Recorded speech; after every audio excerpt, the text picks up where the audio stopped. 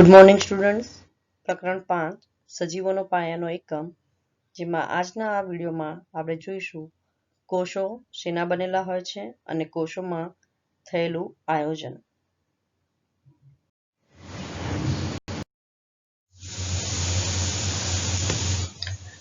કોષ શાનો બનેલો હોય છે?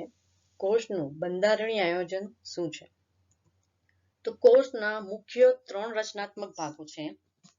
પહેલું છે કોષ રસ પટલ, કોષ કેન્દ્ર, કોષ રસ, અને આપણે ચોથી વાત કરીએ તો એ છે કોષ દિવાલ. શું છે? કોષ દિવાલ. કોષ દિવાલ જે છે એ વનસ્પતિ કોષમાં હોય છે, જ્યારે પ્રાણી કોષમાં હોતી નથી. પરંતુ અહીંયા જે 3 વસ્તુ બતાડી છે, કઈ 3 વસ્તુઓ?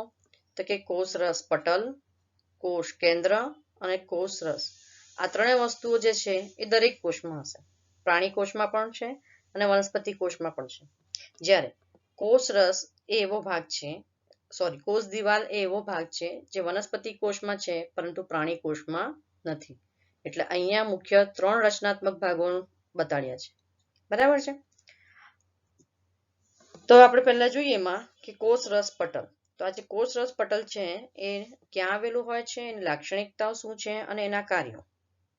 કોષ રસ પટલનું સ્થાન, કોષ રસ સ્તર એ કોષ રસનું સૌથી બહારનું આવરણ છે. એટલે કોષ જે છે એ કોષ ની રચના આપણે જોઈએ તો કોષ, દાખલા તરીકે હું અહીંયા ડ્રો કરું છું, કોષ આવી રીતના હોય. બરાબર?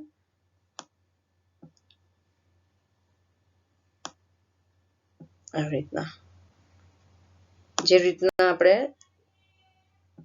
ઓરડાની દિવાલ કેવી બનાવેલી હોય અથવા મધપૂડો કેવી રીતના ગોઠવાયેલો હોય એ પ્રમાણે ની રચના આપણા શરીરના કોષોમાં હોય છે. આવી રીતના કોષો ગોઠવાયેલા હોય છે. બરાબર? હવે આ જે કોષો છે એની અંદર આપણે એક કોષ લઈએ તો આ કોષમાં આવી રીતના આ જે છે એ છે કોષ રસ પટલ. એની અંદર વચ્ચે એક કાળું ટપકું આવેલું હોય આવી રીતના, એ છે કોષ કેન્દ્ર. બરાબર? ભૂરા કલરની તમને જે બોર્ડર દેખાય છે એ છે કોષ રસ પટલ, અને આ જે લાલ કલરની બોર્ડર તમને દેખાય છે એ છે કોષ દિવાલ. બરાબર? આ કોષ દિવાલ જે છે એ પ્રાણી કોષમાં નથી. એટલે પ્રાણી કોષમાં સૌથી છેલ્લું સ્તર શાનું હશે? તો કે કોષ રસ પટલનું. જ્યારે વનસ્પતિ કોષની વાત કરીશું તો એમાં છેલ્લું સ્તર શાનું હશે? તો કે કોષ દિવાલનું. ખ્યાલ આવ્યો? અને જે કોષ કેન્દ્ર છે એ કોષ કેન્દ્રની અંદર આ જે હું ટપકા ટપકા દોરું છું, આ જે ટપકા તમને દેખાય છે એ બધું શું છે? કોષ રસ. આવી રીતના કોષ રસ આવેલો હોય. ખ્યાલ આવ્યો? તો આવી રીતના કોષની રચના હોય છે. તો કોષ રસ પટલનું સ્થાન આપણે જોઈએ તો કોષ રસ સ્તર એ કોષ રસનું સૌથી બહારનું આવરણ છે. જો આકૃતિમાં આ બધા જે ટપકા ટપકા દેખાય છે એ બધું શું છે? કોષ રસ. અને કોષ રસની બહારનું આવરણ એટલે શું છે? આ ભૂરી કલરની જે લીટી દોરી છે આપણે એ. તો એ શું દર્શાવે છે? કોષ રસ સ્તર. પ્રાણી કોષમાં તે સૌથી બહારના સ્તર તરીકે હોય છે. બરાબર? હમણાં મેં તમને કીધું કે સૌથી બહારનું સ્તર પ્રાણી કોષમાં કયું હશે? કોષ રસ પટલનું. જ્યારે વનસ્પતિમાં સૌથી બહારનું કયું હશે? તો કે કોષ દિવાલ. એટલે આ જે લાલ કલરની લીટી તમને દેખાય છે એ છે કોષ દિવાલ, અને કોષ દિવાલ પછી અંદર શું આવશે? કોષ રસ પટલ. વનસ્પતિ કોષની વાત કરીએ ત્યારે તેના માટે આપણે શું લખીશું? તો કે વનસ્પતિ કોષમાં તે કોષ દિવાલની અંદરની તરફ આવેલું હોય છે. બરાબર? આનું સ્થાન થયું. ક્યાં આવેલું હોય છે? તો કે કોષ રસ સ્તર એ કોષ રસનું સૌથી બહારનું આવરણ છે. જો આપણે પ્રાણી કોષની વાત કરીએ તો પ્રાણી કોષમાં એ સૌથી બહારના સ્તર તરીકે હોય છે, જ્યારે વનસ્પતિ કોષમાં એ કોષ દિવાલની અંદરની તરફ આવેલું હોય છે. કોષ રસ પટલ શાનું બનેલું હોય છે? તો કે કાર્બનિક અણુ, પ્રોટીન અને લિપિડનું બનેલું હોય છે. મોસ્ટ આઈએમપી તમારે યાદ રાખવાનું છે, ટૂંકા પ્રશ્નમાં પૂછી શકાય કે કોષ રસ પટલ શાનું બનેલું હોય છે? તો કે કાર્બનિક અણુ, પ્રોટીન અને લિપિડનું બનેલું હોય છે. માં પ્રવેશે છે. પાણીના અણુઓ આશ્રુતિ દ્વારા કોષ રસ પટલમાંથી પસાર થાય છે. એટલે કોષની અંદર પણ પ્રવેશી શકે છે, કોષની બહાર પણ નીકળી શકે છે. બરાબર. કોષ રસ પટલને શા માટે પસંદગીમાન પ્રવેશશીલ પટલ કહે છે? આ પણ એક ઇમ્પોર્ટન્ટ પ્રશ્ન છે, ઘણીવાર પૂછાય છે કે કોષ રસ પટલને પસંદગીમાન પ્રવેશશીલ પટલ શા માટે કહેવામાં આવે છે? કારણ આપો. તો કોષ રસ પટલ કેટલાક દ્રવ્યોને કોષમાં પ્રવેશ આપવાની તેમજ કોષની બહાર નીકળવાની મંજૂરી આપે છે. અહીંયા હાઇલાઇટ કરેલું છે એ પ્રમાણે શું કે કોષમાં પ્રવેશ આપવાની તેમજ કોષની બહાર નીકળવાની મંજૂરી આપે છે. તે કેટલાક દ્રવ્યોની ગતિશીલતાને અવરોધે છે. જે બિનજરૂરી લાગે એની ગતિશીલતાને અવરોધશે અને જે જરૂરી લાગશે એ લોકોને કોષની અંદર આવવાની કે કોષની બહાર નીકળવાની મંજૂરી આપશે. આ કારણથી એને પસંદગીમાન પ્રવેશશીલ પટલ કહે છે. બરાબર. મોસ્ટ ઇમ્પોર્ટન્ટ છે, તમારે યાદ રાખવાનું. આ પરીક્ષામાં ઘણીવાર પૂછાય છે કે શા માટે કોષ રસ પટલને પસંદગીમાન પ્રવેશશીલ પટલ કહે છે? તો કે કોષ રસ પટલ કેટલાક દ્રવ્યોને કોષમાં પ્રવેશ આપવાની તેમજ કોષની બહાર નીકળવાની મંજૂરી આપે છે. બરાબર. કોને કોને? કે જે એને જરૂરી લાગશે એવા જ દ્રવ્યોને. બરાબર. જે જરૂરી નથી લાગતા, બિનજરૂરી દ્રવ્ય હશે કે હાનિકારક દ્રવ્યો હશે તેવા દ્રવ્યોની ગતિશીલતાને અવરોધે છે. માટે કોષ રસ પટલને પસંદગીમાન પ્રવેશશીલ પટલ કહે છે. બીજો ભાગ આપણે જોઈએ તો કે કોષ દિવાલ. આપણે જોયું કે કોષ દિવાલ એ પ્રાણી કોષમાં નથી હોતી, ફક્ત વનસ્પતિ કોષમાં જ હોય છે.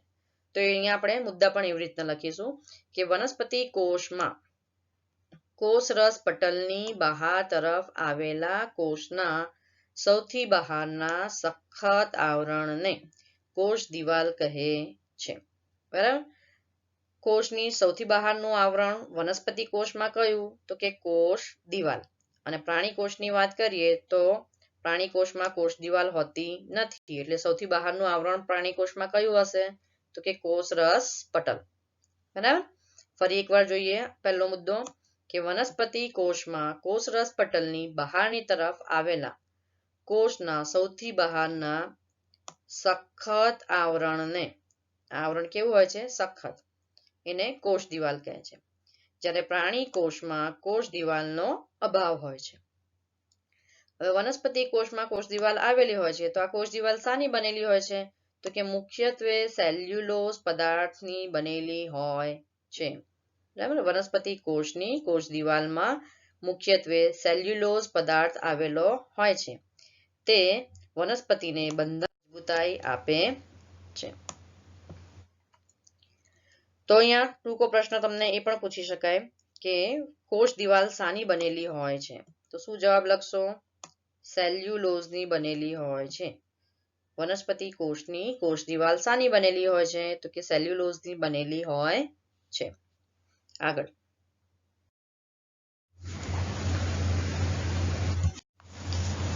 કોષ દિવાલના કાર્યો. તો કોષ દિવાલ એ કોષનો આકાર જાળવી રાખે છે. મુખ્ય કાર્ય એનું શું છે? તો કે કોષનો આકાર જાળવી રાખે છે. બીજું કે કોષમાં પાણી અને બીજા જે પ્રવાહી છે એમાં પદાર્થને, પ્રવાહીમાં રહેલા પદાર્થને પ્રવેશવા દે છે, જેથી જીવંત કોષ દ્વારા પદાર્થોનું વિનિમય શક્ય બને.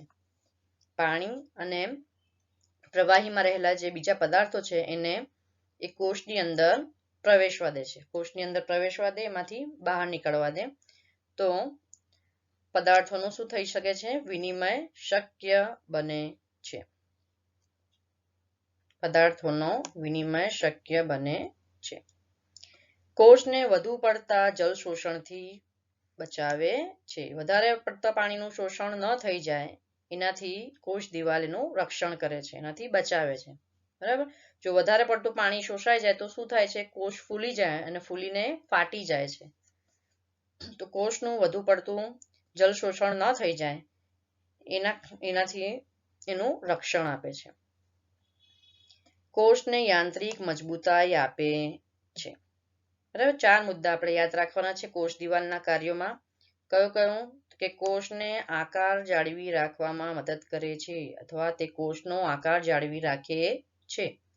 બીજું કે કોષમાં પાણી અને પ્રવાહીમાં રહેલા પદાર્થને પ્રવેશવા દે છે, જેથી જીવંત કોષ દ્વારા પદાર્થોનો વિનિમય શક્ય બને છે. ત્રીજું કે કોષને વધુ પડતા જળ શોષણથી બચાવે છે. સૌથી ઇમ્પોર્ટન્ટ કાર્ય એનું કે કોષને વધુ પડતા જળ શોષણથી બચાવે છે. અને ચોથું, કોષને યાંત્રિક મજબૂતાઈ આપે છે. પછી છે કોષ કેન્દ્ર. તો કોષ કેન્દ્ર જે છે એ અમુક સજીવો એવા છે કે જેમાં સુવિકસિત કોષ કેન્દ્ર હોતું નથી અને કેટલાક સજીવો એવા છે કે જેમાં સુવિકસિત કોષ કેન્દ્ર હોય છે. તો આપણે પહેલા જોઈએ કે સુવિકસિત કોષ કેન્દ્ર હોય તો એની રચના કેવી હોય છે. તો જે સજીવોમાં સુવિકસિત કોષ કેન્દ્ર હોય એને સુકોષ કેન્દ્રી કોષ કહેવાય છે. બરાબર, એવા કોષોને કેવો કોષ કહેવાય છે? સુકોષ કેન્દ્રી કોષ, કે જેમાં કોષ કેન્દ્ર વિકસિત હોય છે. બરાબર, તો આ જે સુકોષ કેન્દ્રી કોષ છે એનું કોષ કેન્દ્ર છે એ 2 ભાગમાં વહેંચાયેલું હોય છે. એ 2 ભાગમાં વહેંચાયેલું હોય છે એને શું કહેવાય છે? કોષ કેન્દ્ર પટલ. બરાબર, ફરીથી જોઈએ કે કોષ કેન્દ્ર બહારની તરફ દ્વિસ્તરીય આવરણ ધરાવે છે. કોષ કેન્દ્રની બહારની બાજુએ દ્વિસ્તરીય આવરણ હોય છે. 2 સ્તર ધરાવતું એક આવરણ હોય છે. એ આવરણને શું કહે છે? કોષ કેન્દ્ર પટલ. અહીંયા તમે કોષ કેન્દ્રની આકૃતિ જોઈ શકો છો. બરાબર, આ છે કોષ કેન્દ્રની આકૃતિ. હવે અહીંયા જુઓ, કોષ કેન્દ્રીય કલા બતાવી છે, કોષ કેન્દ્ર રસ, કોષ કેન્દ્રિકા અને કોષ કેન્દ્રીય કલાના છિદ્ર. બરાબર, આ છિદ્ર મારફતે દ્રવ્યોનું વિનિમય થઈ શકે છે. કોષ કેન્દ્ર ક્યાં આવેલું હોય છે? વનસ્પતિ અથવા પ્રાણી કોષ બંનેની વાત કરીએ તો કોષ કેન્દ્ર ક્યાં આવેલું હોય છે? કોષની અંદર. કોષની અંદર શું આવેલું હોય છે? કોષરસ, અને કોષરસની અંદર કોષ કેન્દ્ર આવેલું છે. તો કોષરસનું જે દ્રવ્ય છે એ આ કોષ કેન્દ્રીય કલામાંથી, આ છિદ્રમાંથી અંદર જઈ શકે છે અને બહાર પણ નીકળી શકે છે. તો કોષ અહીંયા જોઈએ આપણે કે કોષ કેન્દ્ર પટલમાં આવેલા છિદ્રો દ્વારા દ્રવ્યોનું કોષ કેન્દ્રની અંદર તરફ અને બહાર કોષરસ તરફ પરિવહન થઈ શકે છે. બરાબર, અત્યારે મેં તમને આકૃતિ દોરીને બતાડ્યું. આવી રીતના એક આપણે કોષ દોર્યો. કોષમાં અંદર શું હોય છે? કાળું ટપકું. તમે ચોપડીમાં જોશો આકૃતિ તો એમાં તમને આવી રીતના બતાડ્યું છે. તો આ જે વચ્ચે કાળું ટપકું છે એ શું છે? કોષ કેન્દ્ર.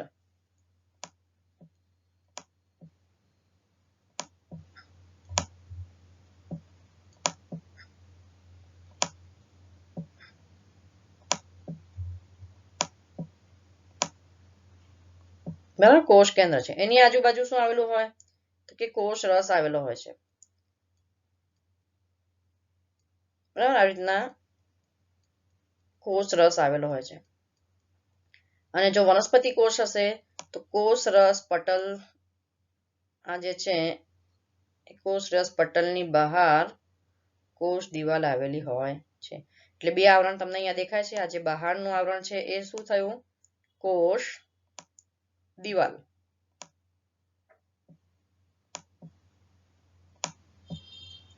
અને એના અંદરનું જે આવરણ છે, આ આવરણ એ શું છે? કોષરસ સ્તર. કોષરસ સ્તર અથવા કોષરસ પટલ.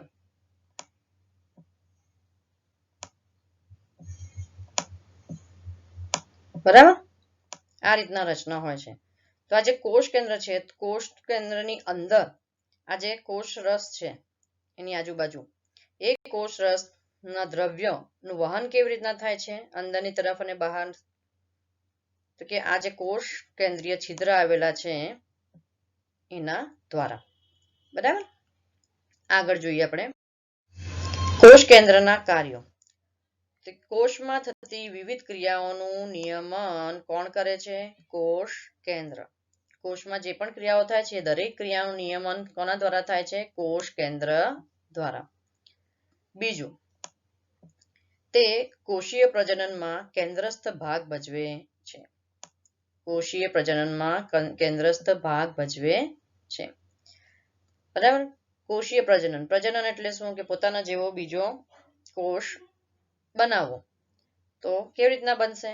તો કે આ પ્રક્રિયાને કારણે એક કોષના વિભાજનથી, કઈ પ્રક્રિયા દ્વારા બને છે? વિભાજન દ્વારા. એક કોષમાંથી બે નવા કોષ બને, 2 માંથી 4 થાય, 4 માંથી 8 થાય. એવી રીતના વિભાજન દ્વારા નવા કોષોનું નિર્માણ થાય છે. બરાબર. તો એ કોણ કેન્દ્રસ્થ ભાગ ભજવે છે? એમાં કોષ કેન્દ્ર. ત્રીજું, કોષની રાસાયણિક પ્રવૃત્તિ દ્વારા કોષનો વિકાસ થાય અને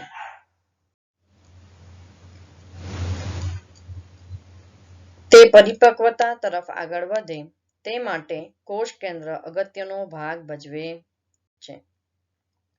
ફરી એકવાર, કોષની રાસાયણિક પ્રવૃત્તિ દ્વારા કોષના વિકાસ અને કોષની પરિપક્વતા તરફ આગળ વધે તે માટે કોષ કેન્દ્ર અગત્યનો ભાગ ભજવે છે.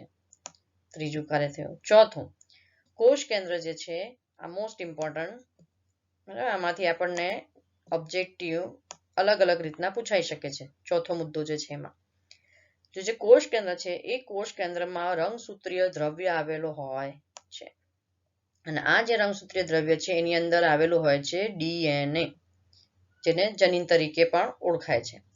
તો આ DNA જે છે એ DNA વારસાગત લક્ષણોની માહિતી ધરાવે છે. બરાબર. અમુક વસ્તુ આપણે જોઈએ કે કોઈને કઈ રોગ હોય કે કોઈક એવી લાક્ષણિકતા એની છે તો શું કહીશું આપણે? તો કે તો હેરિડિટી છે. એવું કહીએ છીએ ને આપણે. હેરિડિટી એટલે વારસાગત છે. બરાબર. એટલે પિતામાંથી પુત્રમાં આવે, એટલે એની નેક્સ્ટ જનરેશનમાં આવે, એની સંતતિમાં આવે. તો એ લક્ષણો જે છે એની માહિતી કોણ ધરાવે છે? તો કે DNA અથવા જનીન. તો જનીન જે છે એ લક્ષણોની, વારસાગત લક્ષણોની માહિતી ધરાવે છે અને તે દ્વારા વારસાગત લક્ષણોનું અનુગામી પેઢી, એટલે નવી જે પેઢી આવે છે સંતતિ એમની વાત છે, અનુગામી પેઢીમાં વહન થાય છે.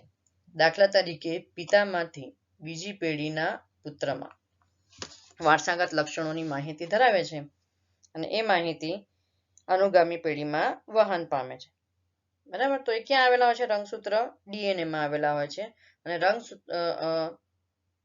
રંગસૂત્રમાં DNA આવેલા હોય છે અને આ રંગસૂત્ર ક્યાં આવેલા હોય છે? તો કે કોષ કેન્દ્રમાં.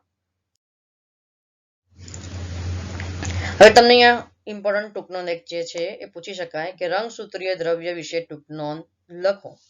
બરાબર. અહીંયા તમે આકૃતિમાં જોઈ શકો છો. રંગસૂત્રની એક આકૃતિ બતાવી છે. આ જે રંગસૂત્ર જે છે એ કોષ વિભાજન વખતનું છે અને કોષ વિભાજન જ્યારે પામતું હોય ત્યારે એ આવી રીતના કંઈક સળિયા જેવું દેખાય. બાકીના વખતે એ આવું જે દોરી દેખાય છે, દોરીનું ગૂંચળું હોય એવું દેખાતું હોય. તો જોઈએ આપણે રંગસૂત્રીય દ્રવ્યની ટૂંક નોંધ લખવી હોય તો આપણે કયા મુદ્દા લખીશું? તો કે જે કોષો વિભાજન અવસ્થામાં ન હોય તેમાં રંગસૂત્રીય દ્રવ્ય દોરીના જથ્થા જેવી રચના દર્શાવે છે. બરાબર. અહીંયા મેં તમને કીધું આ દોરીની જથ્થા જેવી રચના. બરાબર. હવે જો કોષો વિભાજન પામતા અવસ્થામાં હોય, ત્રીજો મુદ્દો જોઈએ આપણે કે જ્યારે કોષ વિભાજન તરફ આગળ વધે ત્યારે રંગસૂત્રીય દ્રવ્ય સળિયા જેવા આકારની સંરચના ધરાવે છે. તો એ આપણે અહીંયા જોયું. આ જે છે સળિયા આકારની રચના ધરાવે છે. એને શું કહેવાય છે? રંગસૂત્રો કહે છે. બરાબર. ફરી એકવાર જોઈએ. પહેલો મુદ્દો આપણે લખીશું કે જે કોષો વિભાજન અવસ્થામાં ન હોય તેમાં રંગસૂત્રીય દ્રવ્ય દોરીના જથ્થા જેવી રચના દર્શાવે છે. બરાબર. આ જે ત્રીજો મુદ્દો છે એને આપણે બીજા મુદ્દો કરીને લખીએ કે જ્યારે કોષ વિભાજન તરફ આગળ વધે છે ત્યારે રંગસૂત્રીય દ્રવ્ય સળિયા જેવા આકારની રચના ધરાવે છે અને તેને શું કહેવાય છે? રંગસૂત્ર કહે છે. એટલે કોષ વિભાજન ની અવસ્થામાં ન હોય ત્યારે અને કોષ વિભાજન તરફ આગળ વધે છે ત્યારે, એ બે વસ્તુ આપણે બતાવવાની છે.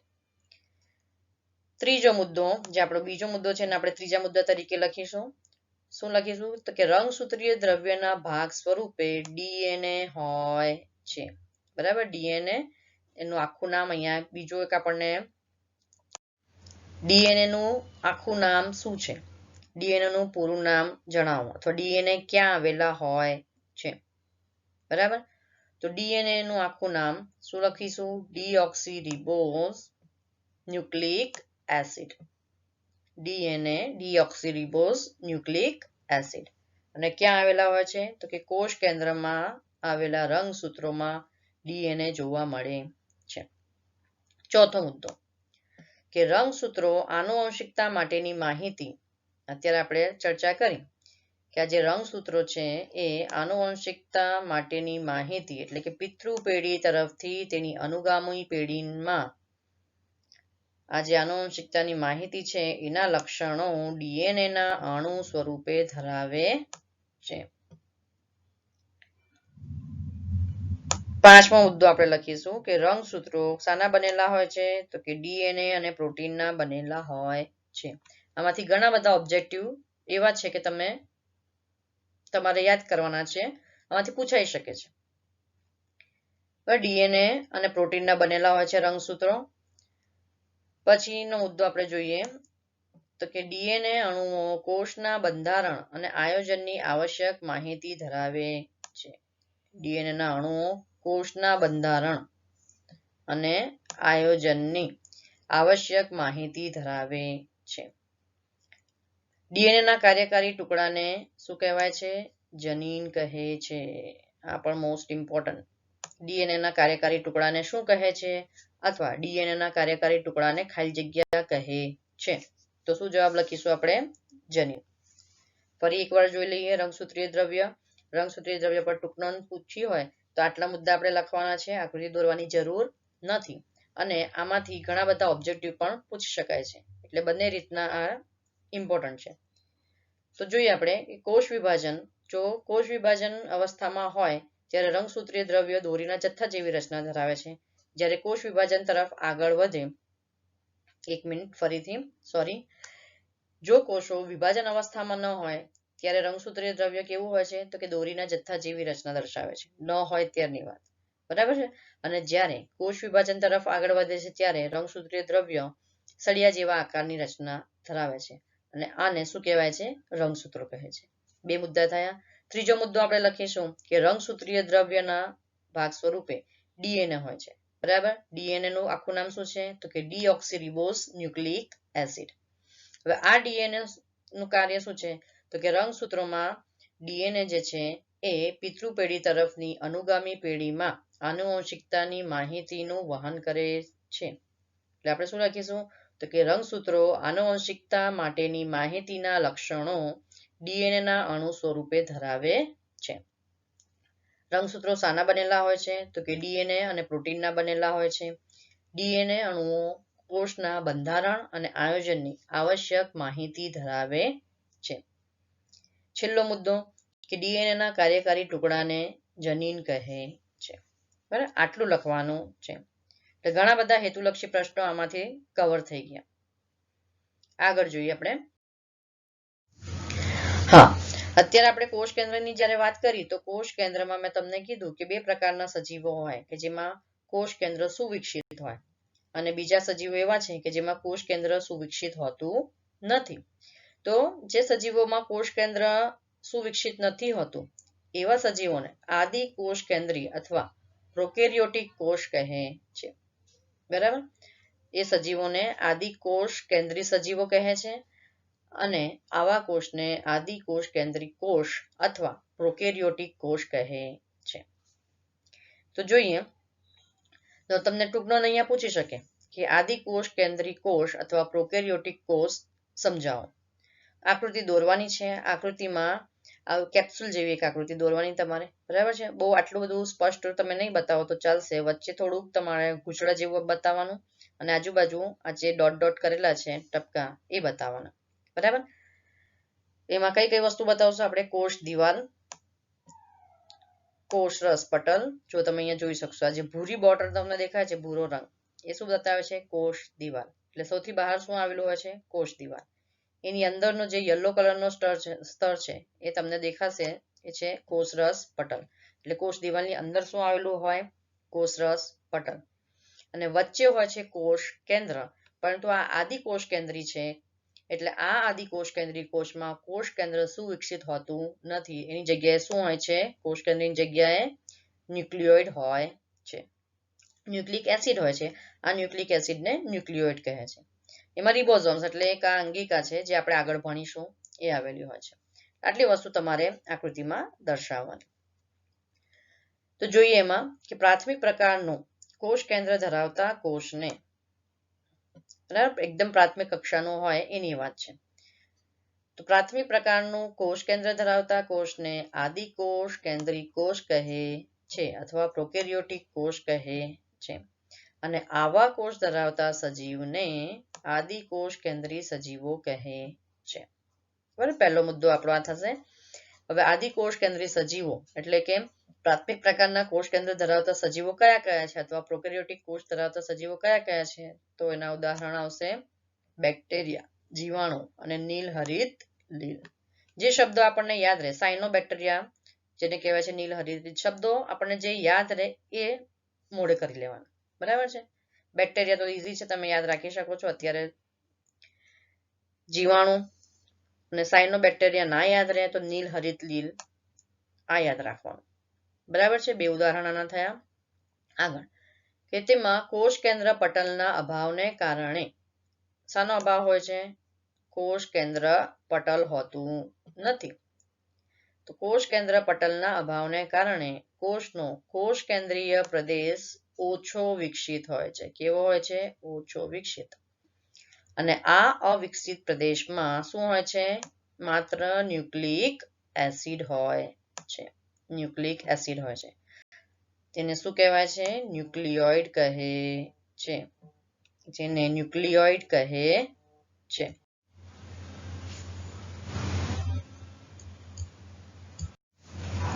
વિવિધ પટલમય અંગિકાઓ જેવી કે કણાભસૂત્ર, હરિતકણ, ગોલ્ગી પ્રસાધન, અંતઃકોષરસ જાળ વગેરેનો એમાં અભાવ હોય છે. એમાં રિબોઝોમ્સ હોય છે. રિબોઝોમ્સ પણ શું છે? એક પટલમય અંગિકા છે. એના સિવાયની જે કણાભસૂત્ર છે, હરિતકણ છે, ગોલ્ગી પ્રસાધન છે, અંતઃકોષરસ જાળ છે, એ બધાનો અભાવ હોય છે. આ બધી અંગિકાઓ આપણે આગળ ભણીશું. બરાબર, તો આ અંગિકાઓનો એમાં અભાવ હોય છે. આથી ઘણા કાર્યો કોષરસીય ભાગો દ્વારા નિર્બળ રીતે આયોજન પામે છે. બરાબર, આ જે અંગિકાઓ છે, આ અંગિકાઓ એક ખાસ કાર્ય માટે રચાયેલી હોય છે. દરેક અંગિકાઓનું જુદું જુદું કાર્ય છે. તો જે આદિકોષ કેન્દ્રી કોષ છે, એમાં આ અંગિકાઓનો અભાવ હોય છે અને એના કારણે ઘણા કાર્યો કોષરસીય ભાગો દ્વારા નિર્બળ રીતે આયોજન પામે છે. પ્રકાશ સંશ્લેષણી બેક્ટેરિયા, ક્લોરોફિલ કોષરસ પટલની પુટિકામાં હોય છે. પુટિકા એટલે કોથળી જેવી એક રચના છે. તો કે જે પ્રકાશ સંશ્લેષણી બેક્ટેરિયામાં ક્લોરોફિલ કોષરસીય પટલની પુટિકામાં હોય છે. તો આદિકોષ કેન્દ્રી કોષમાં આટલું આપણે લખવાનું છે. બરાબર છે. તો ટૂંકનોન તમને પૂછ્યો હોય કે આદિકોષ કેન્દ્રી અથવા પ્રોકેરિયોટિક કોષ પર ટૂંકનોન લખો તો આટલું લખવાનું. બરાબર. હવે તમને એક તફાવત પણ પૂછી શકાય છે કે આદિકોષ કેન્દ્રી કોષ અથવા આદિકોષ કેન્દ્રી સજીવો અને સુકોષ કેન્દ્રી કોષ અથવા સુકોષ કેન્દ્રી સજીવો. તો આમ કોષ કેન્દ્ર આધારે સજીવ કોષના બે પ્રકાર પડે, આદિકોષ કેન્દ્રી કોષ અને સુકોષ કેન્દ્રી કોષ. જેમાં કોષ કેન્દ્ર ઓછું વિકસિત હોય તેને આદિકોષ કેન્દ્રી કોષ કહેવાય અને જેમાં કોષ કેન્દ્ર સુવિકસિત હોય એને સુકોષ કેન્દ્રી કોષ કહે છે. તો તમને અહીંયા તફાવત પૂછી શકાય કે તફાવત આપો આદિકોષ કેન્દ્રી કોષ અને સુકોષ કેન્દ્રી કોષ. તો જોઈએ આપણે તફાવત કેવી રીતના લખીશું. તો જે આદિકોષ કેન્દ્રી કોષ છે એમાં કોષ કેન્દ્ર પટલ ની ગેરહાજરીને કારણે કોષ કેન્દ્રીય પ્રદેશ ઓછો વિકાસ પામેલો હોય છે. એમાં કોષ કેન્દ્ર પટલની ગેરહાજરી હોય છે. સુકોષ કેન્દ્રની વાત કરીએ તો એમાં કોષ કેન્દ્ર પટલની હાજરી હોય છે અને તેના કારણે કોષ કેન્દ્રીય પ્રદેશ વિકસિત હોય છે. આ પહેલો મુદ્દો હતો. બીજો મુદ્દો આપણે લખીશું કે તેનું કદ. તો જે આદિકોષ કેન્દ્રીય કોષ છે એનું કદ સામાન્ય રીતે 1 થી 10 માઇક્રોમીટરનું હોય છે. જ્યારે સુકોષ કેન્દ્રીય કોષ છે એનું કદ આશરે 5 થી 100 માઇક્રોમીટરનું હોય છે. જે આદિકોષ કેન્દ્રીય કોષ છે એમાં કોષ કેન્દ્ર પ્રાથમિક કક્ષાનું હોય છે. પ્રાથમિક અથવા આદિ કોષ કેન્દ્ર હોય છે. જ્યારે સુકોષ કેન્દ્રીય કોષમાં સુવિકસિત કોષ કેન્દ્ર હોય છે. આદિકોષ કેન્દ્રીય કોષમાં અવિકસિત કોષ કેન્દ્રીય પ્રદેશમાં માત્ર ન્યુક્લિક એસિડ ધરાવે છે. બરાબર. જે અવિકસિત કોષ કેન્દ્રીય પ્રદેશ છે એમાં શું હોય છે? Nucleic acid. અને તેને શું કહેવાય છે? ન્યુક્લિયોઇડ કહે છે. હેતુલક્ષીમાં પૂછી શકાય એટલે યાદ રાખવાનું. બરાબર. જે અવિકસિત કોષ કેન્દ્રીય પ્રદેશ છે એમાં શું આવેલું હોય છે? Nucleic acid. અને એને શું કહેવાય છે? ન્યુક્લિયોઇડ કહે છે. જ્યારે સુવિકસિત કોષ કેન્દ્ર હોય એમાં ન્યુક્લિક એસિડ તો હોય જ છે અને એની સાથે શું હોય છે? પ્રોટીનના બનેલા રંગસૂત્રોનું આયોજન થયેલું હોય છે. બરાબર. સુકોષ કેન્દ્રીય કોષમાં ન્યુક્લિક એસિડ અને પ્રોટીનના બનેલા રંગસૂત્રોનું આયોજન થયેલું હોય છે. આદિકોષ કેન્દ્રીયમાં વાત કરીએ તો જે કોષ કેન્દ્ર પટલ તેમજ પટલીય કોષીય અંગિકાઓની ગેરહાજરી હોય છે. કોષ કેન્દ્ર પટલ તો હોતું નથી એમાં, બરાબર છે. અને બીજી જે કોષીય અંગિકાઓ છે, પટલીય કોષીય અંગિકાઓ, એની પણ ગેરહાજરી હોય છે. જ્યારે સુકોષ કેન્દ્રીય કોષમાં કોષ કેન્દ્ર પટલ પણ હોય છે અને પટલીય કોષીય અંગિકાઓની હાજરી પણ હોય છે. જુદી જુદી અંગિકાઓ પણ એમાં આવેલી હોય છે. આદિકોષ કેન્દ્રીય કોષમાં ઉદાહરણ લખવું હોય તો આપણે લખીશું બેક્ટેરિયા અથવા નીલહરિત લીલ. ને સુકોષ કેન્દ્રીય કોષમાં બધા જ પ્રાણી કોષ અને વનસ્પતિ કોષોનો સમાવેશ થાય છે. તો આ થયો કોષ કેન્દ્રના આધારે સજીવોના બે પ્રકાર. હવે જોઈએ આપણે કોષરસ. તો અહીંયા એક કોષની આકૃતિ તમને આપી છે. એમાં આ જે બધું તમે જુઓ છો, જે આપણે અત્યારે અંગિકાની વાત કરી ને, આ જ શું છે? આ બધી જુદી જુદી કોષીય અંગિકાઓ છે. કણાભસૂત્ર છે, રિબોઝોમ્સ, અંતઃકોષરસ જાળ, આ બધું એ આપણે આગળ ભણીશું. બરાબર. હવે અહીંયા જે આ ટપકા ટપકા જેવું બધું દેખાય છે એ શું છે? કોષ રસ. બરાબર. અને વચ્ચે જે છે આ છે કોષ કેન્દ્ર. તો આપણે શું ભણીએ અત્યાર સુધીમાં? એક તો કોષ રસ પટલ, કોષ કેન્દ્ર, અને હવે ત્રીજો ભાગ આપણે જોઈશું કોષ રસ. એમાં આપણે કોષ દિવાલ પણ ભણી ગયા. બરાબર. કોષ દિવાલ વનસ્પતિમાં હોય છે, પ્રાણી કોષમાં હોતી નથી. હવે આપણે જોઈએ કોષ રસ. તો કોષ રસ પટલની અંદર આવેલા પ્રવાહીને કોષ રસ કહે છે. કોષ રસ ક્યાં આવેલો હોય છે? તો કે કોષ રસ પટલની અંદર. એનું માધ્યમ કેવું હોય છે? પ્રવાહી. કોષ રસ પટલની અંદર આવેલા પ્રવાહીને કોષ રસ કહે છે. તે કોષનો મોટો પ્રદેશ છે અને ખૂબ ઓછું અભિરંજક ગ્રહણ કરતો હોવાથી હંગામી આસ્થાપનમાં ઝાંખા વિસ્તાર તરીકે જોવા મળે છે. હવે અભિરંજક એટલે ફિનોફથેલિન કે મોરથૂથું જેવી વસ્તુ આપણે પાણીમાં નાખીને જે દ્રાવણ બનાવીએ એ છે અભિરંજક. અને એ અભિરંજક જો કોષમાં એક અભિરંજકનું ટીપું કોષમાં મૂકવામાં આવે તો કોષનો કલર બદલાય છે. જે રંગનું અભિરંજક હોય એ રંગનો એનો કલર બદલાય છે. તો એમાં જે કોષ રસ છે એ કોષ રસ અભિરંજક ખૂબ ઓછું ગ્રહણ કરતો હોવાથી જો આપણે એની હંગામી ધોરણે સ્લાઇડ બનાવી હોય તો આ વિસ્તાર જે છે એ ઝાંખો દેખાય છે, કેમ કે અભિરંજક થોડું ઓછું ગ્રહણ કરે છે એટલે થોડો આછો દેખાશે. સુકોષ કેન્દ્રી કોષમાં વિશિષ્ટ પ્રકારની પટલીય અંગિકાઓ હોય છે, જે અત્યારે મેં તમને કીધું કે આ બધી શું છે, અંગિકાઓ છે. આ બધી અંગિકાઓ કોષ માટે વિશિષ્ટ કાર્ય કરે છે. તો અહીંયા વાત થઈ આપણે કોષના મુખ્ય ભાગો. કયા કયા ભાગો? કોષરસ, કોષ કેન્દ્ર અને કોષરસ પટલ. પછી છે કોષ દિવાલ, બરાબર, ચોથો ભાગ. પણ કોષ દિવાલ પ્રાણી કોષમાં નથી હોતી, જ્યારે વનસ્પતિ કોષમાં હોય છે. આટલી વસ્તુ યાદ રાખવાની છે. હવે આપણે કોષરસ પટલ ભણ્યા ત્યારે જોયું કે કોષરસ પટલ એ પસંદગીમાન પ્રવેશીલ પટલ તરીકે હોય છે, બરાબર. એટલે કે દ્રવ્યનું વહન એમાંથી થઈ શકે છે. તો હવે આ જે દ્રવ્ય છે અથવા વાયુઓ છે, કાર્બન ડાયોક્સાઇડ અને ઓક્સિજન વાયુ, એનું વહન કેવી રીતના થાય છે? તો મેં તમને કીધું કે આપણે પ્રસરણ અને આશ્રુતિ બે શબ્દ આપણે આગળ આવ્યા, તો એ વસ્તુ આપણે પછી ભણીશું. તો આપણે એ જોઈ લઈએ હવે કે પ્રસરણ એટલે શું. કોષના વાયુ વિનિમય આધારે સમજાવો. કોષમાં વાયુઓનું જે વિનિમય થાય છે એના આધારે પ્રસરણની ઘટના સમજાવો. તો અહીંયા જુઓ, તમને એક આકૃતિ આપી છે. એમાં આ જે છે ભૂરા કલરના કણો એ શું છે? CO2.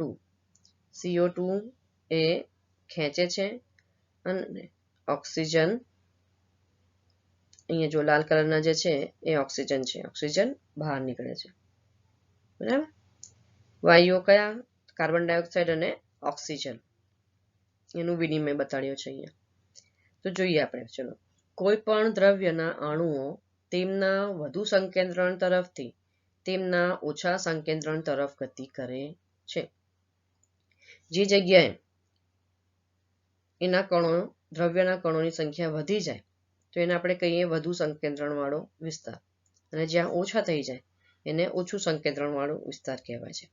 તો જ્યારે પણ કોઈ પણ દ્રવ્ય છે તો એના અણુઓ જે છે એ શું કરશે કે વધુ સંકેન્દ્રણ તરફથી હંમેશા તેમના ઓછા સંકેન્દ્રણ તરફ ગતિ કરે છે.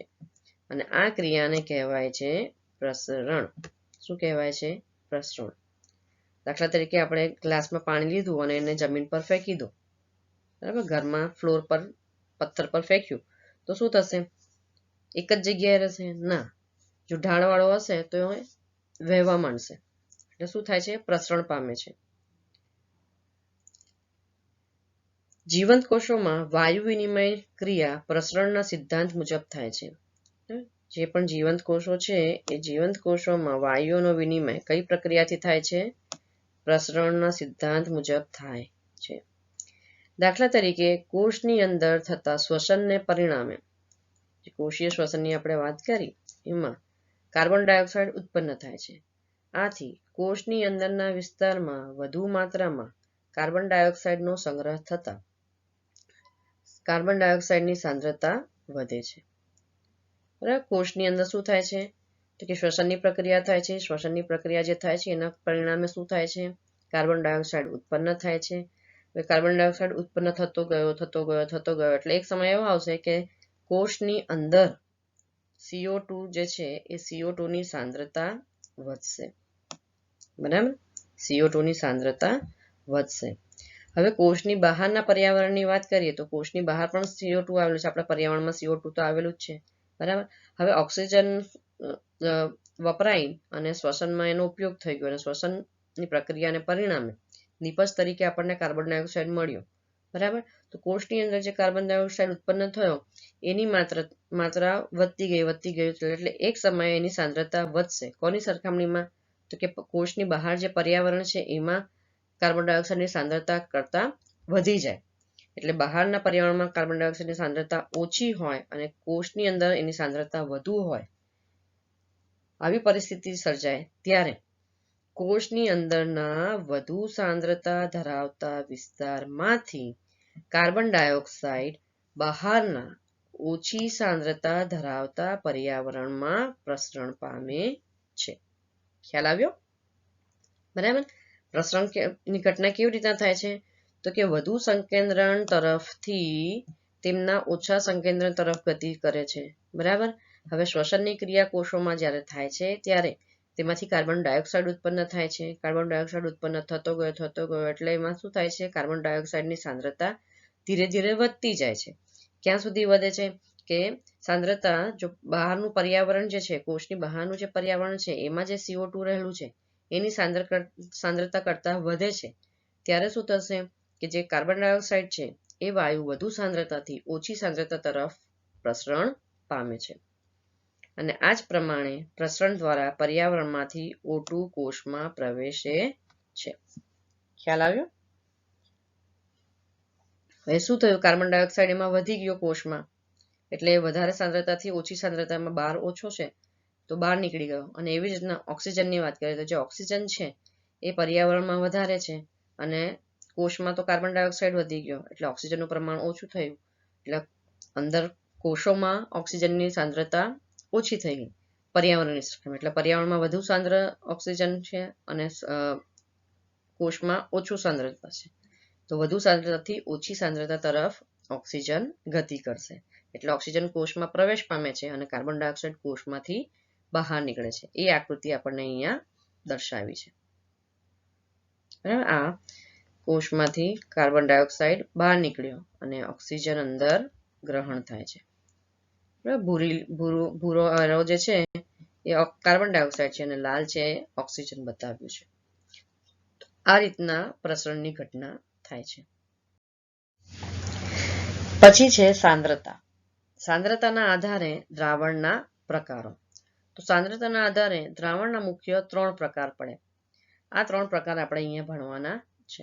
કયા 3 પ્રકાર? તો કે સમસાંદ્ર દ્રાવણ, અધોસાંદ્ર દ્રાવણ અને અધિસાંદ્ર દ્રાવણ.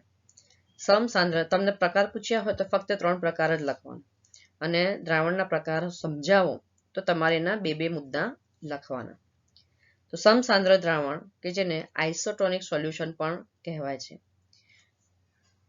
તો બંને દ્રાવણોની સાંદ્રતા એક સરખી હોય અથવા બંને દ્રાવણોમાં પાણીની સાંદ્રતા સરખી હોય તો તેવા દ્રાવણને સમસાંદ્ર દ્રાવણ કહે છે.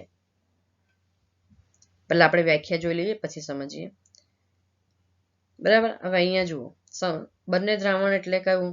તો કે આ એક કોષ બતાડ્યો છે. આકૃતિ તમે જુઓ, બીકર છે, બીકરમાં પાણી લીધું છે અને પાણી કે કોઈ પણ દ્રાવણ લીધું છે અને આ કોષ છે. તો કોષો જે છે એની અંદર પણ કોષ રસ આવેલો હોય છે. બરાબર. એની અંદર પણ દ્રાવણ હોય જ છે. તો કોષની અંદર રહેલું દ્રાવ્ય અને બહાર રહેલું દ્રાવ્ય એ બંનેની સરખામણી અહીંયા કરેલી છે. તો જો બંનેની સાંદ્રતા એક સરખી હોય, કોષોની અંદરની સાંદ્રતા અને કોષની બહાર, કોષને જે દ્રાવણમાં મૂકવામાં આવ્યું છે એ કોષની બહારની સાંદ્રતા બંને એક સરખી હોય તો અહીંયા જુઓ, એક એરો બહાર નીકળે છે, એક એરો અંદર આવે છે. બરાબર. તો જેટલું બહાર નીકળશે એટલું જ અંદર આવશે, કેમ કે બંને બાજુ શું છે? સાંદ્રતા સરખી છે. અને પ્રસરણની ઘટના કેવી રીતના થાય છે? તો કે વધુ સાંદ્રતા ધરાવતા કોષોથી ઓછી સાંદ્રતા ધરાવતા કોષો તરફ. હવે અધોસાંદ્ર દ્રાવણની વાત કરીએ, જેને હાઇપોટોનિક સોલ્યુશન કહે છે. તો જે દ્રાવણની સાંદ્રતા બીજા દ્રાવણની સાંદ્રતાની સરખામણીમાં ઓછી હોય. બરાબર. દ્રાવણની સાંદ્રતા ઓછી હોય. કોની સરખામણીમાં? તો કે બીજા દ્રાવણની સરખામણીમાં. અથવા જે દ્રાવણમાં બીજા દ્રાવણની પાણીની માત્રા કરતા વધારે હોય તેવા દ્રાવણને અધોસાંદ્ર દ્રાવણ કહે છે. તો અધોસાંદ્ર દ્રાવણમાં તમે જોઈ શકો છો કે જે કોષ છે એ પાણીનું શોષણ કરે છે. જે બહારનું જે દ્રાવણ છે, બીકરનું દ્રાવણ, એનું અંદરની તરફ એરો દેખાય છે એટલે શું થાય છે? શોષે છે. બહાર નથી નીકળતું, કોષમાંથી બહાર નથી નીકળતું પણ કોષમાં પ્રવેશે છે. એટલે કોષ જે તમને દેખાય છે એ કોષ ફૂલેલો દેખાય છે. બરાબર. પાણીની વાત કરીએ તો પાણી બહારથી કોષોમાં અંદર આવે છે અને એના કારણે કોષ ફૂલેલો દેખાય છે અહીંયા. તો આ દ્રાવણ અધોસાંદ્ર દ્રાવણ કહેવાય. કેવું દ્રાવણ?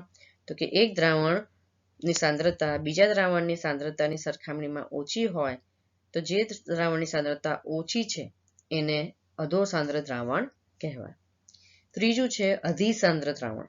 અથવા હાઇપરટોનિક સોલ્યુશન. તો જે દ્રાવણની સાંદ્રતા બીજા દ્રાવણની સાંદ્રતાની સરખામણીમાં વધુ હોય, બરાબર, વધુ હોય, અથવા જે દ્રાવણમાં બીજા દ્રાવણની પાણીની માત્રા કરતા ઓછું પાણી હોય, તેવા દ્રાવણને અધિસાંદ્ર દ્રાવણ કહે છે. તો અહીંયા તમે જુઓ, કોષ જે છે, કોષમાંથી એરો બહાર નીકળતા બતાડ્યા છે. એટલે શું થયું કે બહારનું જે દ્રાવણ છે એ વધુ સાંદ્ર છે. કોની સરખામણીમાં? કોષોની અંદર રહેલા દ્રાવણની સરખામણીમાં. એટલે કોષમાંથી જે પ્રવાહી છે એ પ્રવાહી કોષમાંથી બહાર નીકળે છે. અને કોષ જુઓ, તમને આમ ચીમડાઈ ગયેલો દેખાય છે. ખ્યાલ આવ્યો? તો સમસાંદ્ર દ્રાવણ કે જેમાં બંને દ્રાવણોની સરખામણી, અહીંયા આપણે દ્રાવણોની સરખામણી કરેલી છે, તો આપણને ખબર પડશે કે આ અધોસાંદ્ર છે કે અધિસાંદ્ર છે. બરાબર? તો બંને દ્રાવણો જે છે એની સાંદ્રતા એક સરખી હોય તો તેને સમસાંદ્ર દ્રાવણ કહેવાય. એક દ્રાવણની સાંદ્રતા બીજા દ્રાવણની સરખામણીમાં ઓછી હોય તો તેને અધોસાંદ્ર દ્રાવણ કહેવાય. જે દ્રાવણની સાંદ્રતા બીજા દ્રાવણની સાંદ્રતાની સરખામણીમાં વધુ હોય તો તેવા દ્રાવણને અધિસાંદ્ર દ્રાવણ કહે છે. બરાબર? હવે જુદી જુદી સાંદ્રતા ધરાવતા દ્રાવણ જે છે એની પ્રાણી કોષ અને વનસ્પતિ કોષ પર કેવી અસર થાય છે એ સમજીએ આપણે. તો સૌથી પહેલા આપણે વાત કરીશું અહીંયા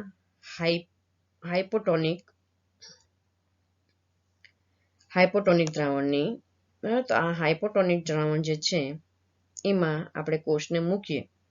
જો કોષને હાઇપોટોનિક દ્રાવણમાં મૂકવામાં આવે ત્યારે આ ઘટનામાં વધારે પાણી કોષોમાં દાખલ થાય છે. કેમ કોષોમાં વધારે દાખલ થયું?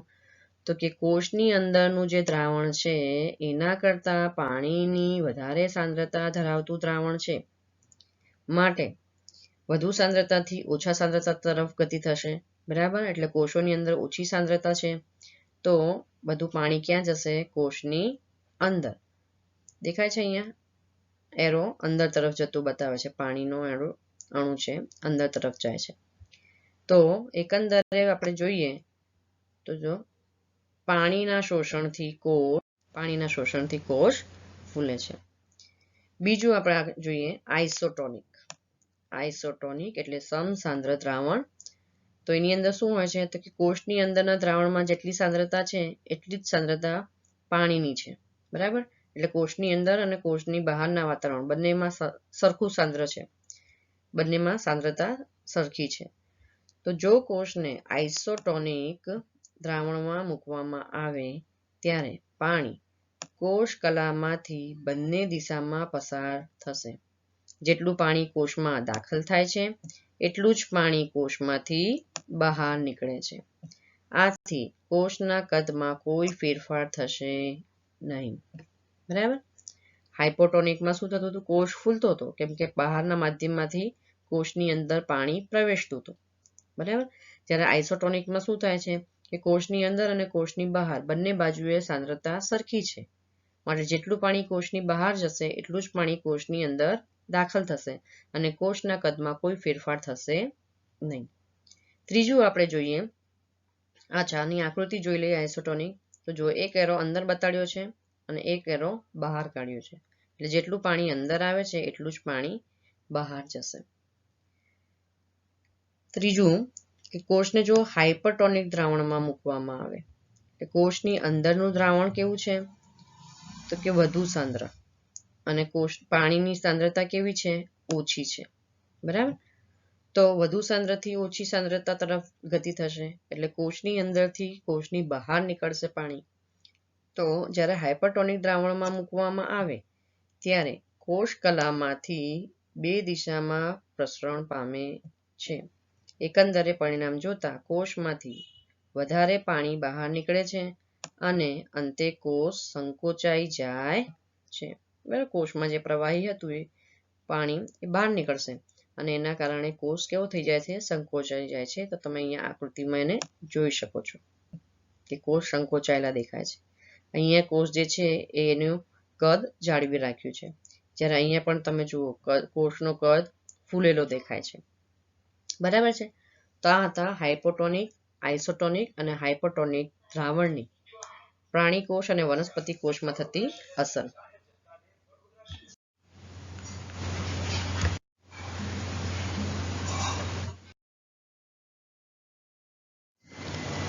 હવે જોઈએ આશ્રુતિ એટલે શું અને આશ્રુતિ ક્રિયાનું મહત્વ. તો આશ્રુતિ એ પણ પ્રસરણનો એક પ્રકાર જ છે. આશ્રુતિ એ વિશિષ્ટ પ્રકારનું પ્રસરણ છે. એની વ્યાખ્યા જોઈએ કે બે જુદી જુદી સાંદ્રતા ધરાવતા દ્રાવણ વચ્ચે મૂકવામાં આવેલ અર્ધપ્રવેશશીલ પટલ. અર્ધપ્રવેશશીલ પટલ કોની વચ્ચે મૂકવામાં આવ્યું છે? તો કે બે જુદી જુદી સાંદ્રતા ધરાવતા દ્રાવણોની વચ્ચે. બરાબર છે. તો અર્ધપ્રવેશશીલ પટલ દ્વારા પાણીના અણુઓ પોતાના વધારે સાંદ્રતા ધરાવતા વિસ્તારમાંથી ઓછી સાંદ્રતા ધરાવતા વિસ્તારમાં પ્રસરણ પામે છે. આ ક્રિયાને આશ્રુતિ અથવા રસાકર્ષણ કહે છે. બરાબર. આપણે જ્યારે વનસ્પતિમાં વહન ભણી ગયા ત્યારે આશ્રુતિ દાબનો આપણે શબ્દનો ઉપયોગ કર્યો હતો. એટલે આશ્રુતિ દ્વારા કેવી રીતના પાણીનું વહન મૂળથી લઈને જમીનમાંથી વનસ્પતિ મૂળમાં અને મૂળમાંથી એના બીજા કોષોમાં થાય છે. ફરી એકવાર જોઈએ તો કે બે જુદી જુદી સાંદ્રતા ધરાવતા દ્રાવણ વચ્ચે આપણે એક અર્ધપ્રવેશશીલ પટલ મૂકીએ તો પાણીના જે અણુઓ છે એ અણુઓ પોતાની વધારે સાંદ્રતા ધરાવતા વિસ્તારમાંથી ઓછી સાંદ્રતા ધરાવતા વિસ્તારમાં પ્રસરણ પામે છે. આ ક્રિયાને આશ્રુતિ કહે છે. બરાબર. આશ્રુતિની ક્રિયામાં પાણીના અણુઓ હાઇપોટોનિક અધો સાંદ્ર દ્રાવણમાંથી હાઇપરટોનિક અધિસાંદ્ર દ્રાવણ તરફ પ્રસરણ પામે છે. બે મુદ્દા લખવાના તમારે. ત્રીજું કે આઇસોટોનિક દ્રાવણ પાણીની સમાન સાંદ્રતા ધરાવતું જે દ્રાવણ છે. બરાબર. આઇસોટોનિક કોને કહેવાય? તો કે બંને દ્રાવણોની સાંદ્રતા કેવી હોય? સરખી. તો સમાન સાંદ્રતા ધરાવતા દ્રાવણો વચ્ચે આશ્રુતિની ક્રિયા થતી નથી. બરાબર. બે જુદી જુદી સાંદ્રતા ધરાવતા દ્રાવણ હોવા જોઈએ તો આશ્રુતિની પ્રક્રિયા થશે. તો અહીંયા જુઓ તમને આકૃતિ બતાડી છે. તો આ આકૃતિમાં તમે જોશો કે આ એક બીકર છે. બીકરની અંદર ખાંડનું પાણી લીધું છે. બરાબર. એક બાજુએ જે અર્ધપ્રવેશશીલ પટલ છે, પ્રવેશશીલ પટલની એક બાજુએ હાઇપોટોનિક દ્રાવણ છે અને બીજી બાજુએ હાઇપરટોનિક દ્રાવણ છે. ખાંડનું દ્રાવણ લીધું છે હાઇપરટોનિક અને બીજી બાજુએ હાઇપોટોનિક દ્રાવણ છે પાણી. હવે એમાં શું ફેરફાર થાય છે જોઈએ તો એ આપણને બીજી આકૃતિમાં બતાડ્યું છે. હા, આ બાજુ આપણે કયું દ્રાવણ લીધું હતું? હાઇપરટોનિક. અને અહીંયા કયું દ્રાવણ હતું? બરાબર. દ્રાવણનું પ્રસરણ ક્યાંથી થાય છે? ક્યાંથી ક્યાં? હાઇપોટોનિક થી હાઇપરટોનિક તરફ એનું પ્રસરણ. એટલે પાણીના અણુઓ આ બાજુથી પેલી બાજુએ ગયા. એટલે પાણીનું જે તમે સપાટી જુઓ બંને બાજુએ જુદી જુદી થઈ ગઈ. બરાબર. ઉદાહરણ જોઈએ આપણે તો કે જે સૂકી દ્રાક્ષ છે, સૂકી દ્રાક્ષને પાણીમાં મૂકતા થોડા સમય બાદ આ જે દ્રાક્ષ છે એ પાણી મેળવીને ફૂલે છે. એટલે દ્રાક્ષની અંદરનું માધ્યમ જે છે એ અને બહારનું માધ્યમ બંને વચ્ચેની સાંદ્રતા જુદી જુદી હશે. એટલે શું થાય છે કે વધુ સાંદ્રતા ધરાવતા દ્રાવણ તરફથી ઓછી સાંદ્રતા ધરાવતા એનું વહન થાય છે. એટલે બહારથી પાણી દ્રાક્ષના કોષોમાં પ્રવેશે છે અને કોષમાં પાણી પ્રવેશે છે એટલે કોષ ફૂલે છે. એટલે સૂકી દ્રાક્ષ જે છે એ થોડા સમય બાદ તમે જોશો તો પાણી મેળવીને ફૂલેલી થઈ જાય છે. લીલી દ્રાક્ષ જે છે એને ક્ષાર કે શર્કરાના દ્રાવણમાં લીલી દ્રાક્ષ લઈએ આપણે. આ વાત થઈ સૂકી દ્રાક્ષની. બરાબર. સૂકી દ્રાક્ષને આપણે પલાળીએ છીએ પાણીમાં નાખીને. થોડી વાર તમે જોશો કે પલળીને ફૂલી જાય છે. હવે લીલી દ્રાક્ષની વાત કરીએ તો જે લીલી દ્રાક્ષ છે એને હું મીઠાના પાણીમાં કે ખાંડના દ્રાવણમાં નાખું. ખાંડનું પાણી બનાવ્યું હોય એમાં નાખીએ કે મીઠુંનું પાણી બનાવ્યું હોય એમાં નાખીએ. તો મીઠાનું પાણી અને ખાંડનું પાણી જે છે એ કેવું છે? સાંદ્ર દ્રાવણ. બરાબર. તો એમાં આપણે એને નાખીશું તો શું થશે કે થોડા સમય પછી એ જે લીલી દ્રાક્ષ છે એ ચીમડાવા લાગશે. કેમ? કેમ કે લીલી દ્રાક્ષની અંદર જે દ્રાવણ રહેલું છે, જે પ્રવાહી રહેલું છે, એની સરખામણીમાં બહાર સાંદ્રતા કેવી છે?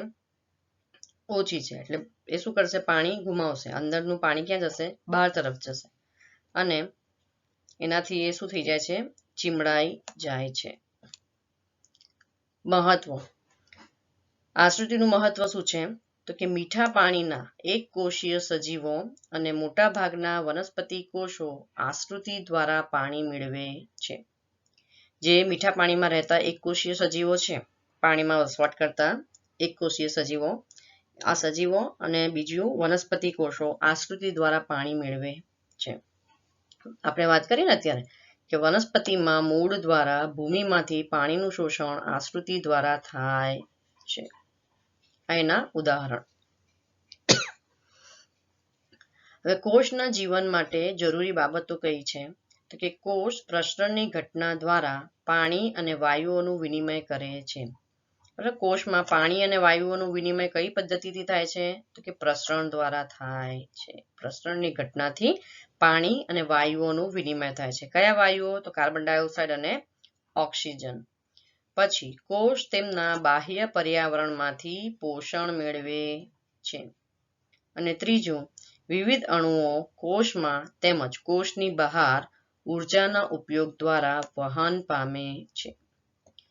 કોષની અંદર અને કોષની બહાર બંને બાજુએ જ્યારે દ્રવ્યોનું વહન થાય છે તો એમાં ઉર્જાનો ઉપયોગ થાય છે. અને ઉર્જા શાના સ્વરૂપે સંગ્રહાય છે? એટીપી સ્વરૂપે સંગ્રહાય છે.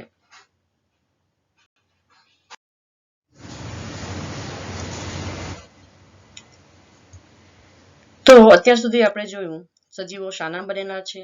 તો કે કોષોના બનેલા હોય છે. કોષોનું બંધારણ કેવું હોય છે? ત્યાર પછી આપણે જોયું કે કોષરસ પટલ, કોષ દિવાલ, કોષ કેન્દ્ર અને કોષરસ કોષોના મુખ્ય ભાગો. બરાબર. કોષ દિવાલ વનસ્પતિ કોષમાં હોય છે, પ્રાણી કોષમાં હોતી નથી. કોષ કેન્દ્ર બે પ્રકારનું હોય, સુવિકસિત અને પ્રાથમિક કક્ષાનું અથવા આદિ કક્ષાનું હોય તો આદિ કોષ કેન્દ્રીય સજીવ કહેવાય. અને વિકસિત હોય, સુવિકસિત હોય તો સુકોષ કેન્દ્રીય સજીવ કહેવાય. હવે આપણે એક ટોપિક બાકી રહ્યો છે, કોષીય અંગિકાઓ. તો આ કોષીય અંગિકાઓ આપણે ભણીશું નેક્સ્ટ વિડીયોમાં. કોષીય અંગિકાઓ આપણે નેક્સ્ટ વિડીયોમાં જોઈશું. Thank you.